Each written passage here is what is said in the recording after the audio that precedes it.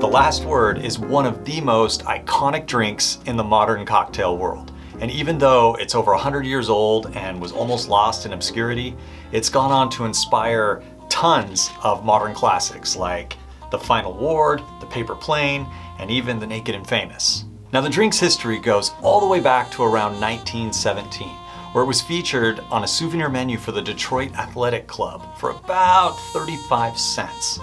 But it didn't stay there for very long because just a few years later, the Volstead Act was enacted and Prohibition began. And The Last Word was almost lost in time. But in 1951, the drink reappeared in a published recipe book called Bottoms Up. And it saw a little bit of a revival, but not a lot. So it sort of disappeared again into obscurity.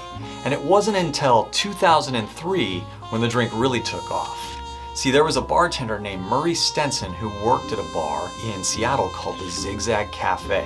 And he happened to be reading a copy of this old recipe book. He found The Last Word and he started making it for guests. He added it to the menu and it became an overnight hit. And this drink actually took off. It spread from San Francisco, New York, Chicago, and it really influenced the modern cocktail revival and renaissance. And what's kind of cool for me is that I live in Seattle. So I actually went to the Zigzag Cafe where Murray was working and I asked him, hey man, can you make me a drink? And he made me The Last Word. So the first Last Word I ever had was made by the guy who helped to bring this thing back into the light and change the cocktail world. Now The Last Word is a 4-ingredient cocktail that has all equal parts. And those ingredients are gin, chartreuse, maraschino, and lime juice. Now the first ingredient is the gin. And you got a little bit of wiggle room with this, but you really just want to make sure that you're using a London dry gin or something that's clean and crisp with a nice juniper forward kind of aspect to it. And the second ingredient is the chartreuse. And this is going to give the drink that herbal complexity that makes it so unique. We're using green chartreuse, definitely don't use yellow. The drink will not turn out the way that you want if you use yellow chartreuse. If you're not familiar, this is one of those liqueurs that dates back to the 1700s. It's made by monks who use a very specific traditional method of creating it, and there's about 130 different herbs that go into it, so pretty potent stuff. And the next ingredient is maraschino liqueur. So this is going to serve as a sweet component in the cocktail, and maraschino liqueur is a cherry liqueur that's made with small, dark, tart cherries called Maraschino cherries.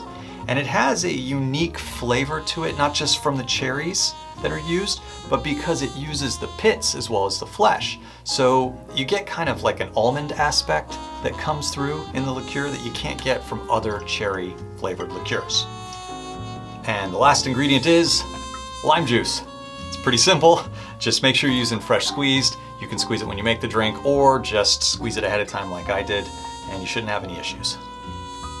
Now this drink is a shaken cocktail, so we are going to begin with our mixing tin. And again, this is a really easy cocktail to remember because it's all the same amounts. So we'll just start with our gin and we will add 3/4 of an ounce to the mixing tin. And then I like to add the chartreuse. Doesn't really matter what order you go in. We'll add 3/4 of an ounce of our chartreuse. And I'm getting really low on chartreuse. It's almost time to get another bottle. Then we'll add our cherry flavor. 3/4 of an ounce of maraschino. And last but not least, we'll add the acid, so 3/4 of an ounce of our lime juice. We just fill it up with ice. And then I like to give it a shake for about 10 to 12 seconds.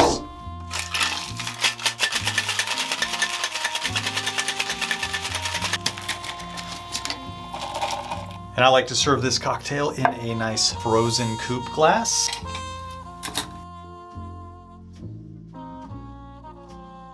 You can already smell this drink while you pour it. It's so freaking fragrant.